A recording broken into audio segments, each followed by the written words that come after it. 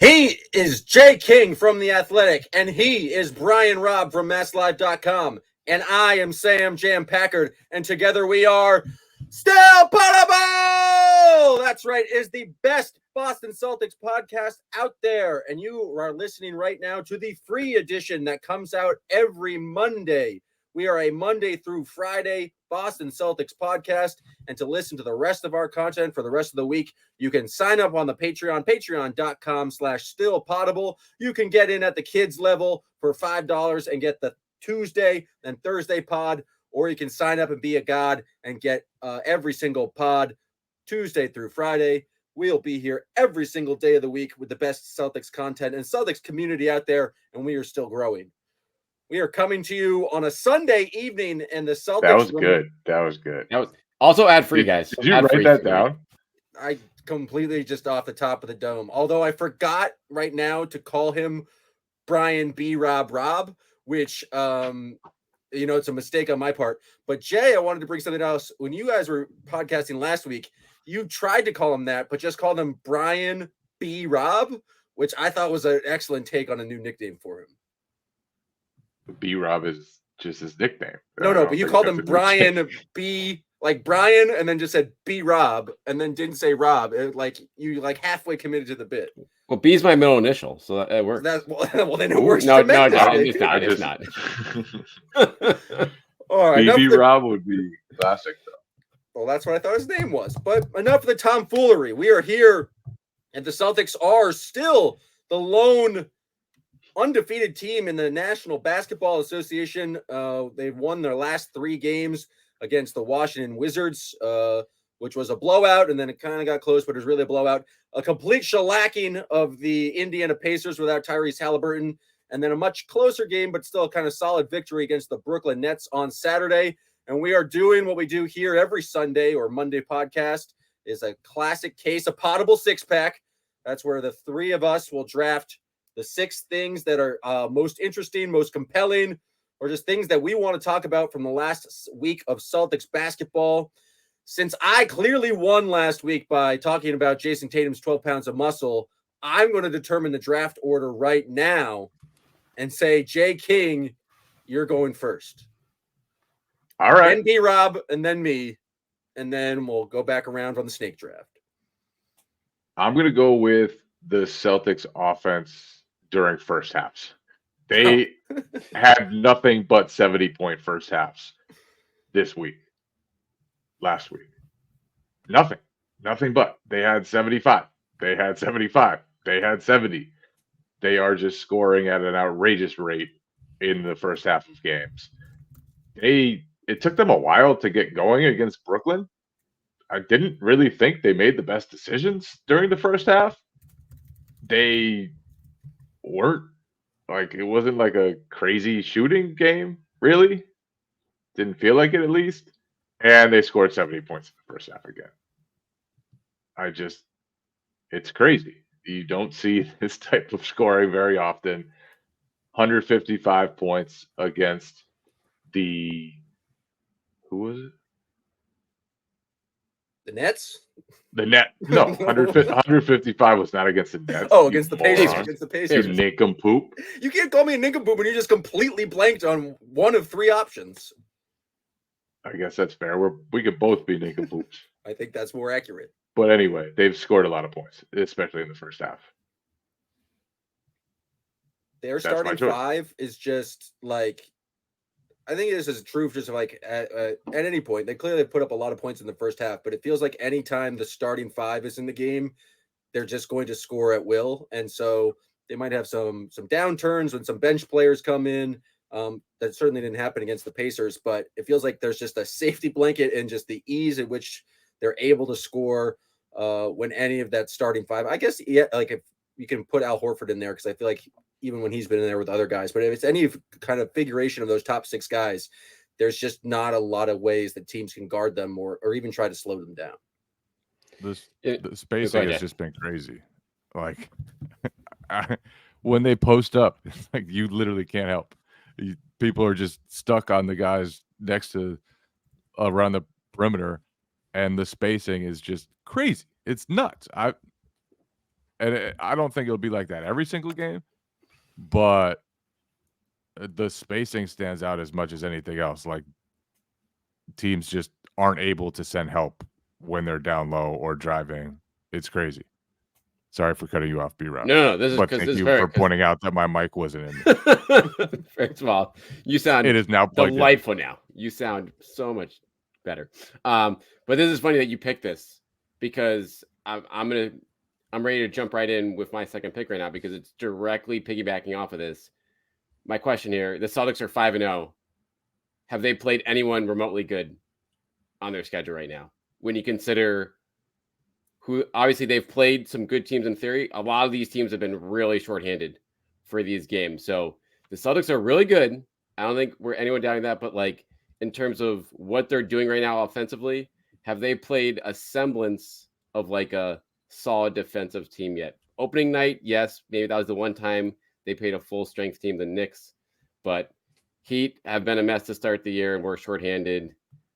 Pacers didn't have Halliburton. I mean, Wizards didn't have Daniel Gafford, so we know that was a huge deal. But and then the Nets were down like three guys on Saturday night. So I don't know, like it's theory of like they look like they're a wagon right now, but are we seeing a little bit more above and beyond of what they can actually do against some like legitimate competition? Like I don't know, but that's kind of what I'm curious about after this. That kind of goes back to preseason too. Even they didn't play anybody in the preseason. Like the teams that they played were typically resting their guys. I think they played like 6 minutes against Jalen Brunson. I do think I would count Miami, even though they haven't started well. Yeah, I thought Miami played at a high level that game and was clearly like that was a good basketball game and a well played game, I thought, by the Heat for the most part. So yeah, and there's something also to the fact that the Celtics are not playing around with they haven't played with their meat at all. To quote Doc Rivers, they've not played with their meat. They kind of did against Washington, and the bench really struggled. But I do think like then they came in and really kicked the shit out of the Pacers. And I think Brooklyn on Saturday night just was making a lot of like good shots and hanging around. And I thought like kind of just being an annoying team. And obviously they didn't have, the great Ben Simmons or Nick Claxton. But I do think the Celtics kind of brought in the starters back in that fourth quarter, extended that lead, and kind of, you're right. We haven't really seen them test at this point, but I do think they're playing a very kind of serious basketball. And then every time there has been some like slight adversity, at least in the first 5 games, very small sample size, I feel like they have responded quite well. Yeah. I mean, how much adversity have they gone through? I think the first 2 games they were down in some. They were down in some games. Plus there's 20 net rating. There's some 10-0 runs by the other team. There's some mild adversity. There's some definitely runs they had to respond to. The Knicks game they pulled one out there. I'll give you that. Yeah, and the Heat game too. I feel like that's the one. I think leaning against what the case here in terms of them being tested here, like the Heat played really well that game. I think for at least for the first 3 quarters, and the Celtics kind of went and took it from them. The Knicks game they got away with, but yeah, the rest of these games, even the Nets game, I know the Nets played well in that game too. But when the Stars came in, when they decided they wanted to lock down, they took care of it, and then we all know what happened against the Wiz and the Pacers. So it's almost like, what do you want them to do right now? Like, yeah, of course they should should we knock them for like blowing doors against these type of teams? No, it's like this is what people wanted them to be doing a lot of last year, and they couldn't really do it wire to wire, and now they are, and that's like. They don't control their schedule and they don't control who sits out. And so it is what it is. And it's kind of like 2 years ago when they started their turnaround. Yeah. They were beating the crap out of just nobody, like just destroying all of the worst teams in the league or all of the teams with their stars out. But you could just see it. It was just the way they were playing, the toughness that they were showing, the togetherness that they were showing. I feel like these 5 games, no matter who they were against, just the brand of basketball the Celtics are playing is just really impressive. My first pick, 3rd pick in the draft. A lot of me wants to go with Jason Tatum adding 12 pounds in the offseason, but I'm not because I feel like we might have discussed that already. So I'm going to go with another trend I've noticed, and this is my first time watching this player as a member of the Boston Celtics. Only played 5 games, but everything Drew Holiday does surprises me. He has no regard for the rhythm of the game, for the rhythm of a certain possession. At any point, he's liable to take a step back 3. I have no idea when it's coming. He's really throws some crazy passes, and it's just his entire game has been shocking to me. Like, I know the reputation of Drew Holiday, but this is the first time watching him night in, night out. And he only taking 8 shots a game, but all of them were just like, where the hell did that come from, Drew? So it's been pretty just startling, kind of adjusting to the Drew Holiday experience. It really is hilarious. Like, It makes no sense. you really don't know what's coming next with Drew Holiday. He's not, like you said, like, it's not like he's taking 8 or 9 shots and they're just coming in the flow of the offense. A few of them have, but like you said, a lot of his favorite shots are like just pull up threes or step back threes, and it's funny to watch sometimes because he goes through a game and doesn't force much for like a while, and then it's like the first time you've noticed him offensively in a few minutes is just like this random step back 3-pointer with 16 seconds left on the shot clock. I like how you put it. I thought that was a great way to describe it, that he doesn't play to the rhythm of the game. Like, he's just doing his own thing, dancing to his own beat. Wild card.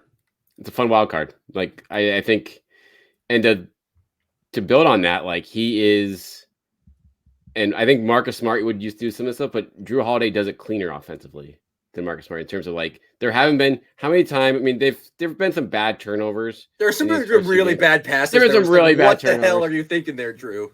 Right. But by and large, like, his turnover percentage for the season is only like 12%, which is honestly a clear role for him. But he's played relatively clean games, like, even with the like boneheaded turnover too in there. And because there's 3 or 4 or 5 other things he does that are great over the course, whether offensively or defensively, before every one of those. So it's like, it's just with the weapons that have this offense, like, and he knows, I think, not to mix it up too much in terms of, like, he's not taking 20 shots per game. They don't need him to do that. And so he likes to mix it up just to get involved, but he's certainly not overstepping his bounds and just adding another tough element to cover for this offense. I like too that he's just kind of slid into some of the Marcus Smart role. Like Marcus Smart was always really good at setting screens for Jason Tatum and then kind of playing in the short roll out of it. The Celtics just have that with Drew Holiday. And I think Derek White could have handled some of that stuff, and will handle some of that stuff. But to get it also from Drew Holiday and for him to just be able to do that without having much time next to Tatum and just be able to just like slide in and do that stuff, that matters. All the options you can have late game matter. And especially, like, Tatum can really kill smaller guys now. And so setting screens with the guards on him is going to be a great way to free him up late in the games.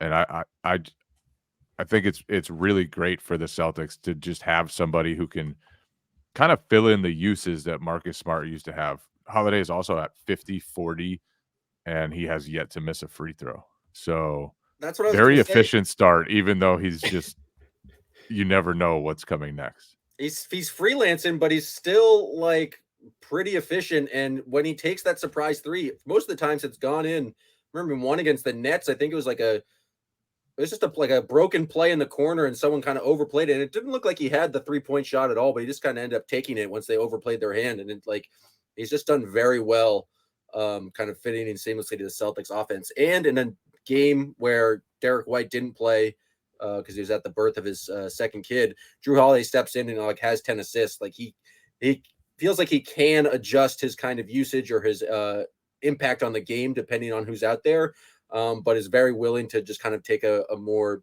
of backseat when they do have that starting lineup out there. Not bad. He's also for a fifth blocking option. a lot of shots. He has yet to have a game without a block for the Celtics. Not bad. With my second pick the first pick of the first round, I'm going to have to go with Jason Tatum putting on 12 pounds of muscle in the offseason. He's been phenomenal. He's in the past 3 games over 30 points. But just doing it. Are you going to pick this every week?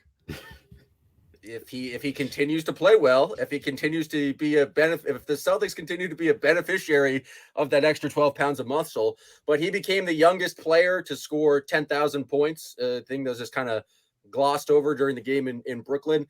I've just continued to be impressed with his ability. Like, he's scoring at all 3 levels, and we have not been subjected to the Jason Tatum horrific 3-point like stretch, and it's probably coming. Just like that's been kind of standard with Jason Tatum and part of his career. But I do think just him playing in the post, the way his improved vision and kind of passing, his like very quick decision making to kind of, as soon as you take a step away from your defender, he'll find the kind of guy in that opposite quarter. I think just it's to be expected that he's going to average at 30 points again this year. And I think that's kind of wild, just given how much more, dynamic scorers they have on the roster. Adding Kristaps Porzingis, adding Drew Holiday, and Jason Tatum's kind of like scoring is not going to take a dip. I think you have to credit the 12 pounds of muscle. I don't know if it's the 12 pounds of muscle or the 45% 3-point shooting. To me, that could be the most important part here if it continues. Like the first 3 years of his career, he was a knockdown 3-point shooter. He was a knockdown 3-point shooter off pull-ups. He was a knockdown 3-point shooter off spot-ups. And the last couple of years, he's just kind of been a league average by the numbers 3-point shooter. Obviously, with the degree of difficulty, with the way they defend him, all that, he's much better than league average. But if he can get that back up, I think that's a huge, huge deal for the Celtics. And we won't know that for sure for a while. And teams always guarded him the same way no matter what, because they always knew that Jason Tatum, if they weren't there, was going to kill them, or believed he was going to kill them. But I just feel like him and Jaylen Brown too, he didn't shoot the ball particularly well last year. They both had down years, and they both had down shooting series in Miami when they lost, and it was a huge, huge deal for them. So the 3-point shot coming back and him starting off hot from that distance feels like it could be a big deal.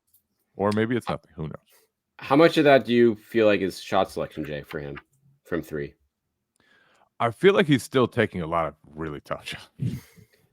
Like I don't feel like it's totally shot selection. Like he has hit some really tough off the dribble threes.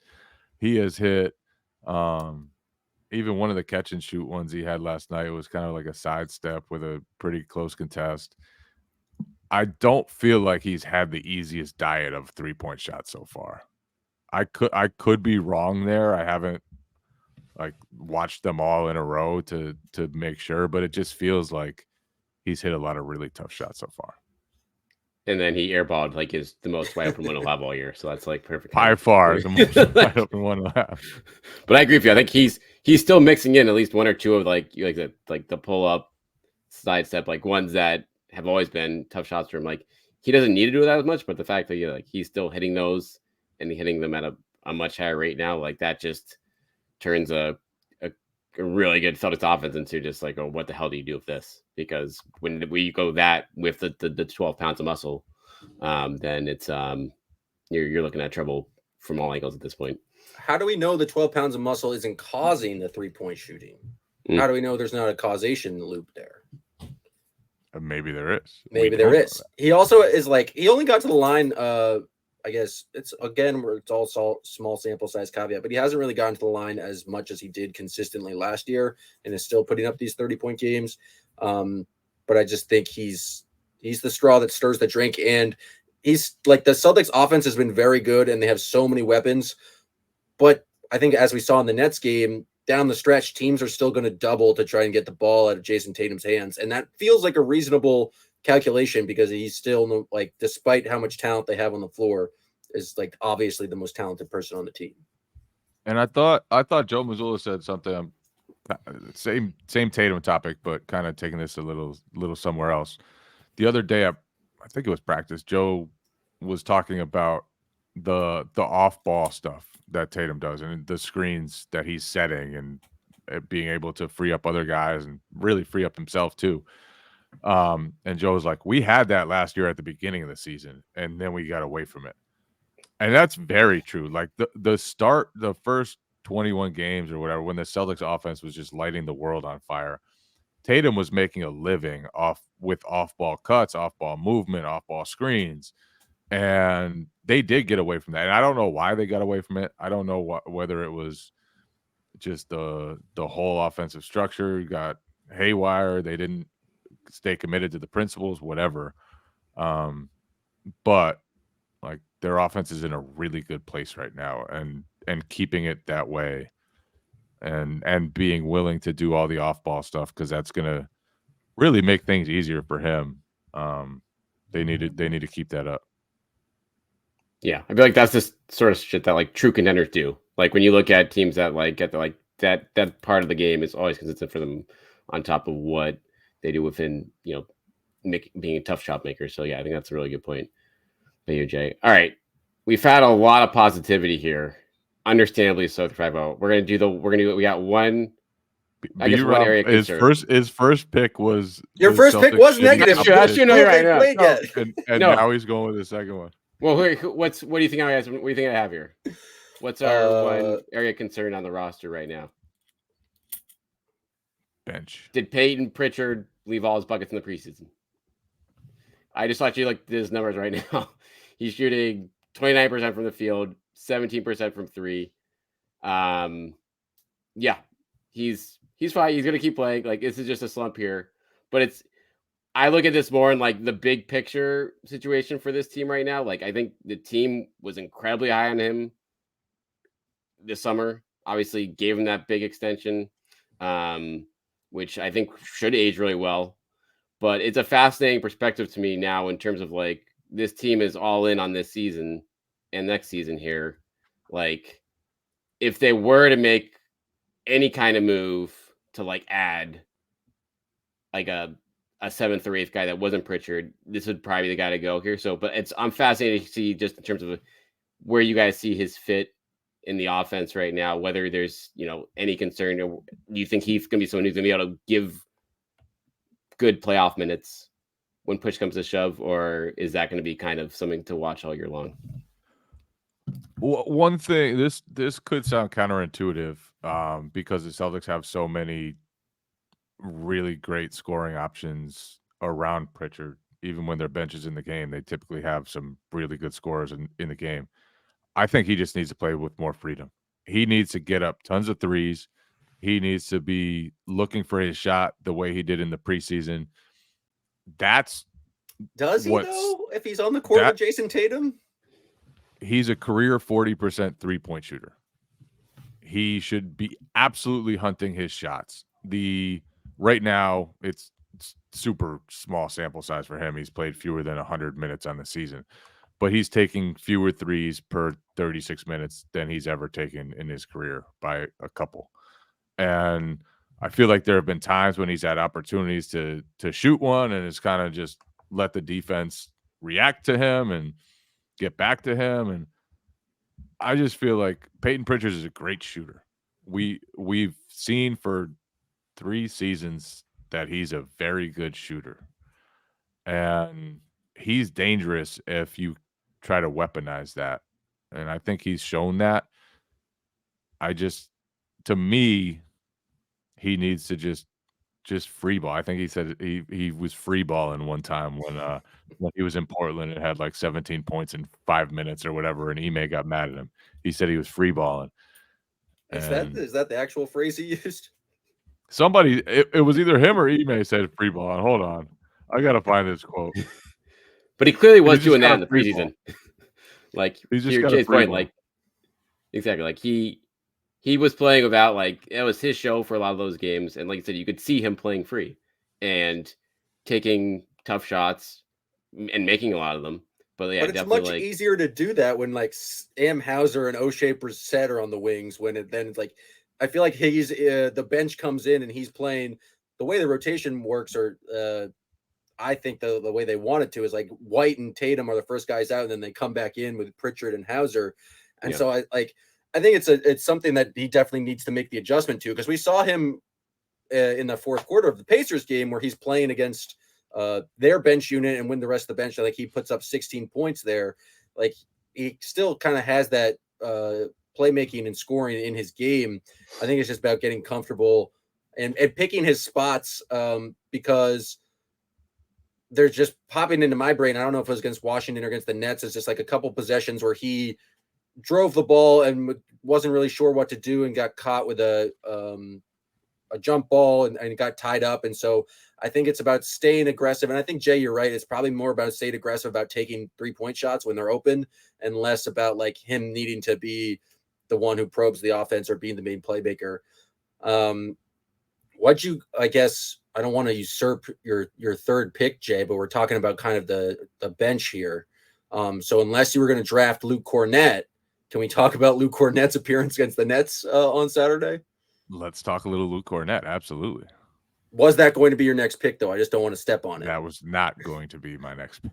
All right. What did you guys think? Luke Cornett comes in, drops 10 points, got close to a double-double. I promised 2 Luke Cornett double-doubles by last Christmas. He's yet to get one, to my knowledge. But I think that's like when I'm talking to other people out there who are. That was a wild prediction. Robert Williams was hurt. Dude, I thought he was going to get a lot more play than he did. He had some times where he had double-digit rebounds, didn't get the points.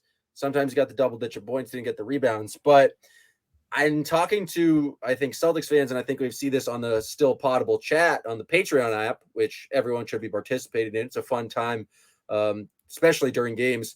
I think that like the consensus is that the Celtics, if they're going to add someone, they're going to need to add a kind of a backup big. And so we saw the rotation shift a little bit with Derek White out, started double bigs. That means you're going to get more Cornett minutes. And I just thought he played a pretty solid game and showed what he's capable of. Again, they're playing against the Nets, who didn't really have, I would say, a legitimate center option. And so it sounds like he was playing against amazing big competition out there. But I just thought he did a good job rolling to the rim, had solid hands. And that's kind of what you needed to see from that bench group. I feel like the bench doesn't need to add to leads. They just need to kind of like sustain whatever the lead is and then just wait for the starters to come back in, and they should be in good shape. But I thought it was a solid performance from Luke Cornett that needed to be recognized. Yeah, I mean, good game. I agree. Good game on the fundamental front for Luke Cornett in terms of being like, hey, this team is not playing any real big men for 80% of the game.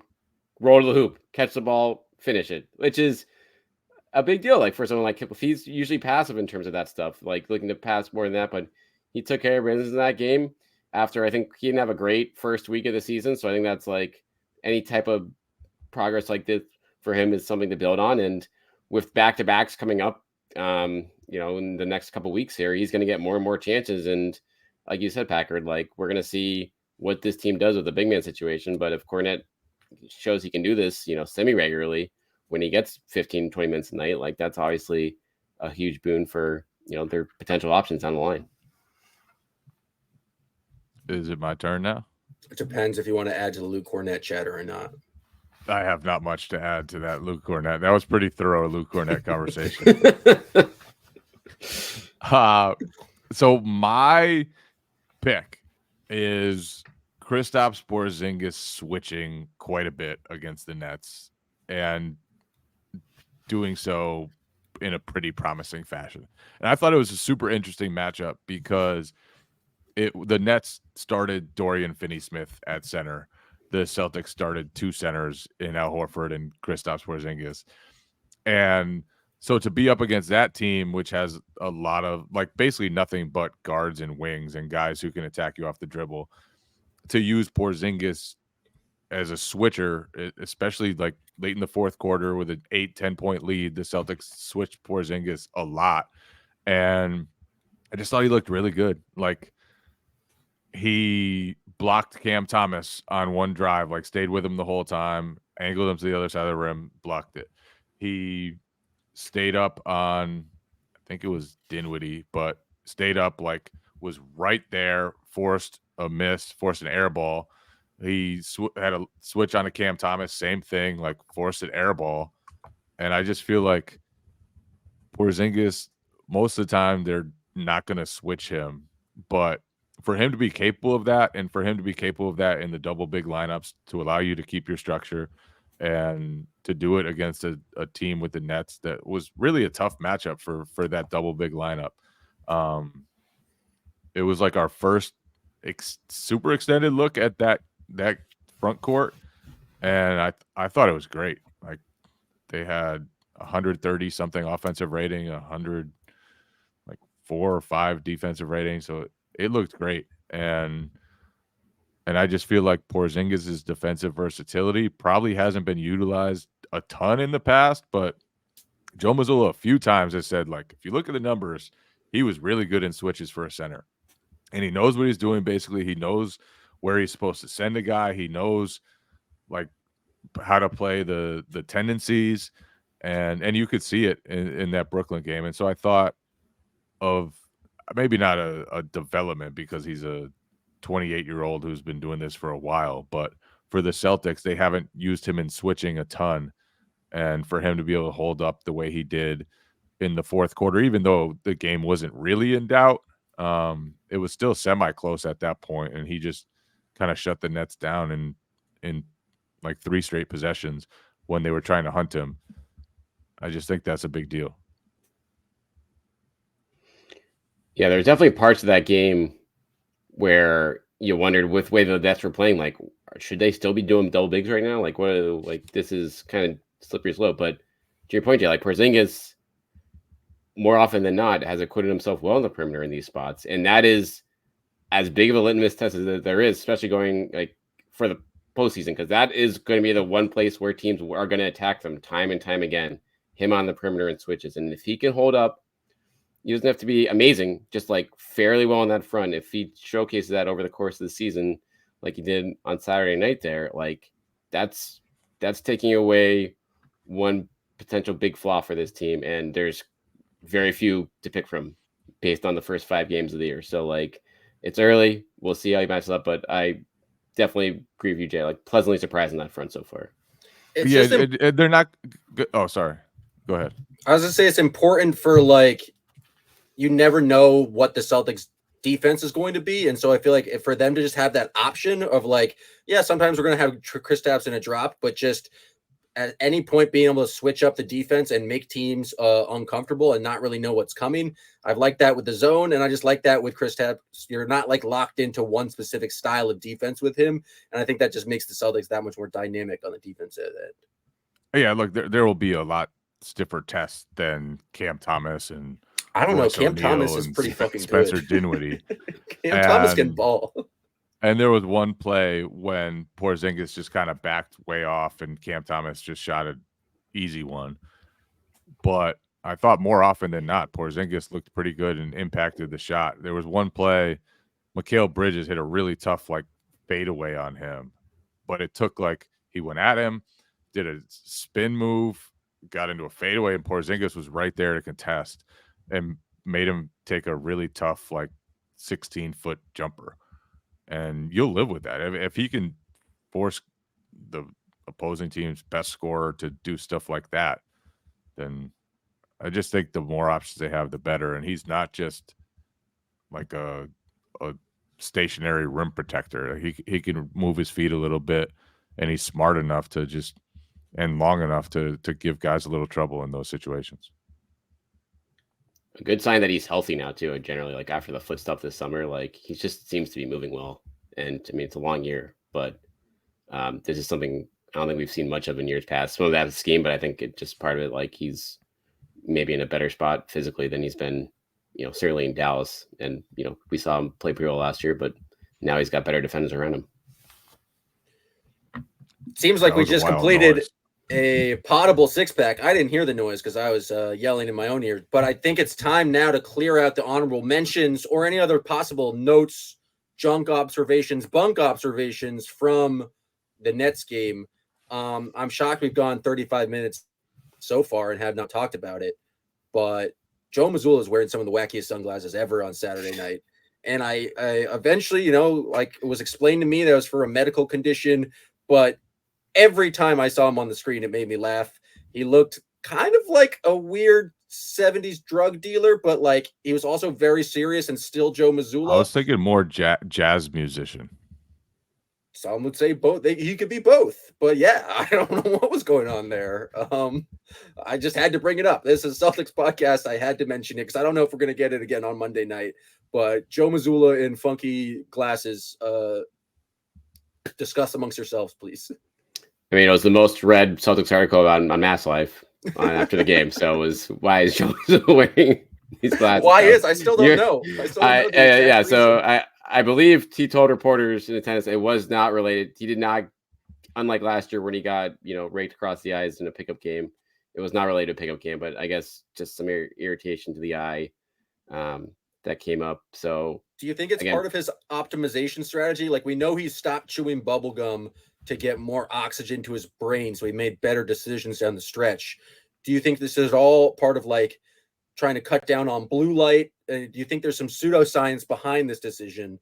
Because that's what I'm really hoping for. That's a full-time I think there's adjustment. real science probably behind the decision. Usually when the eyes are involved, I feel like you could probably go with real science. That would be my guess. Fair enough. Another honorable mention, O'Shea Brissett hit a 3. So watch out, NBA. O'Shea Brissett did hit a 3. I was shocked. He missed a couple other ones too. We don't have to talk about that. You're the negative. No. You're the pessimist on this podcast, B-Rob. Jeez, I have to bring up Al Horford getting the tech on the dunk. So dumb. The officials got a lot of gruff in that game, I think, from both sides.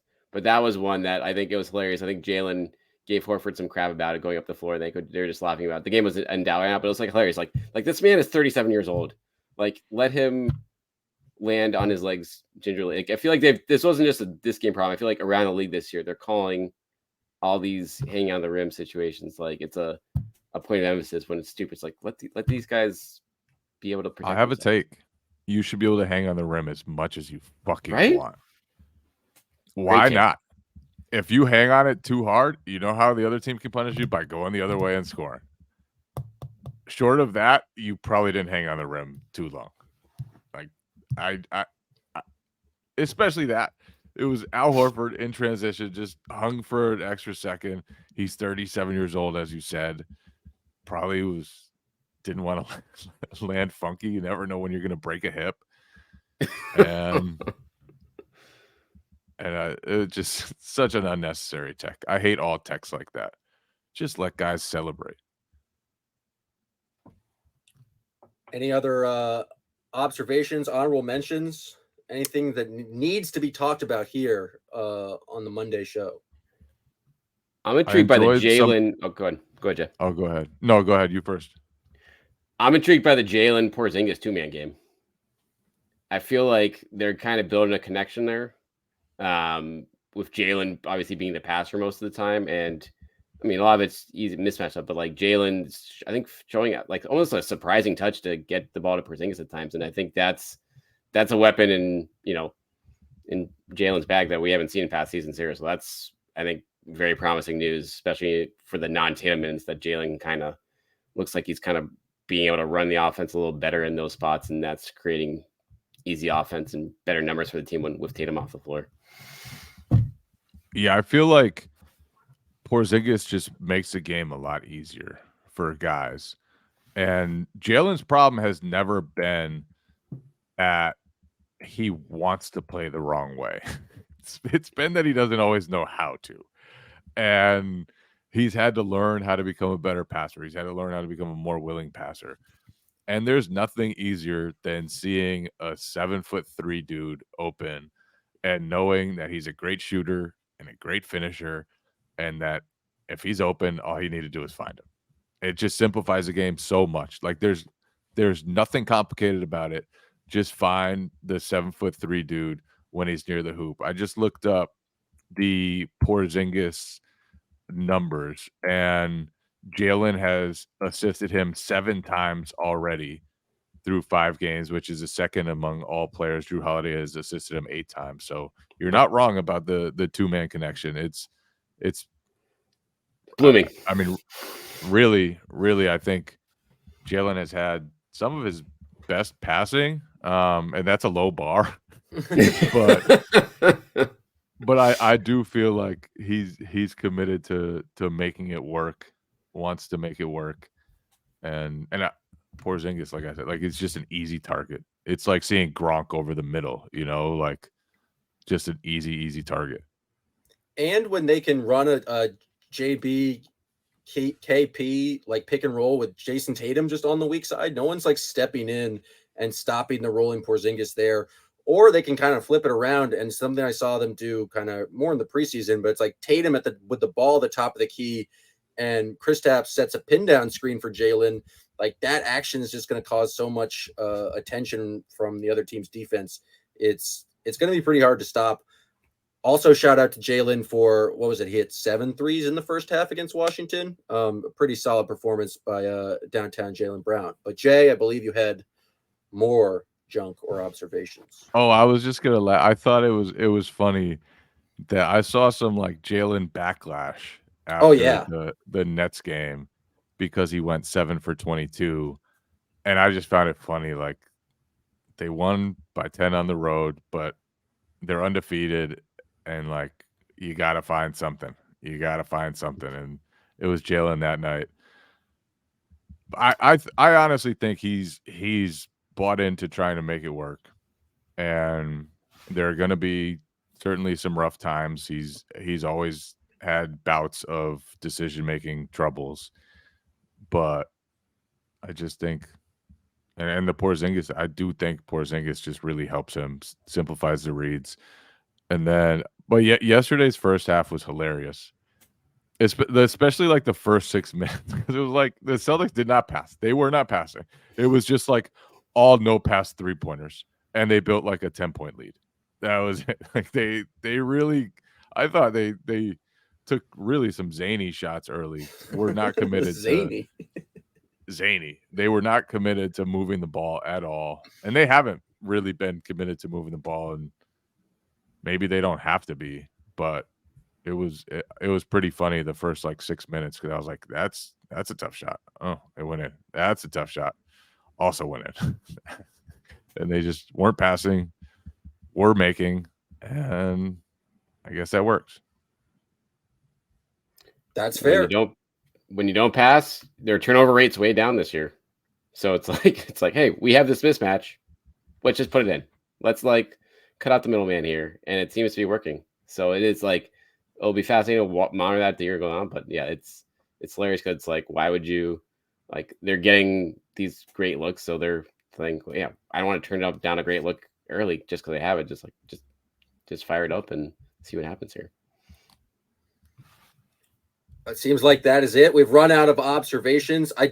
Before we get going, I know Jay and I talked about it after the game against the Pacers, but Svi Mykhailiuk attempting a double pump dunk in the fourth quarter of a game. I just think I wouldn't be doing my job if I didn't bring it up again.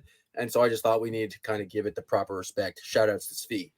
But you guys have been listening to the free Monday version of Still Poddable. It'll be free it's currently on the Winning Plays feed, which hopefully is still called the Still Poddable feed. But if you want the rest of our content for the rest of the week, go to patreon.com/stillpoddable. We'll be here Monday through Friday. Sign up at the kids level, get the Tuesday and Thursday show, or come in at a God level and get every single show for the rest of the week. We've been doing post-game pods. They have many games this week, so we'll be releasing a pod after the game against the Timberwolves on Monday night, the pretty huge game against the Philadelphia 76ers. Some might say their first real test of the season on Wednesday night. So if you want to come on down, join the Still Poddable show, the community, hop in and talk with us on the chat. Be more than appreciated. We're really trying to build a fun Celtics community here. And yeah, we've consistently been growing since we started this, since B-Rob came aboard, and it should be pretty exciting. So tune in, tune out, drop in, tune out. What's that phrase from the 60s? You guys know what I'm talking about. Timothy Leary? Anyone?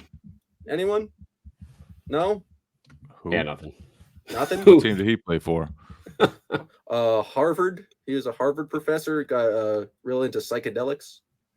No? Nothing? All right. Thanks for listening, folks. Who? Timothy Leary. He's a pretty famous person. In what realm? Life.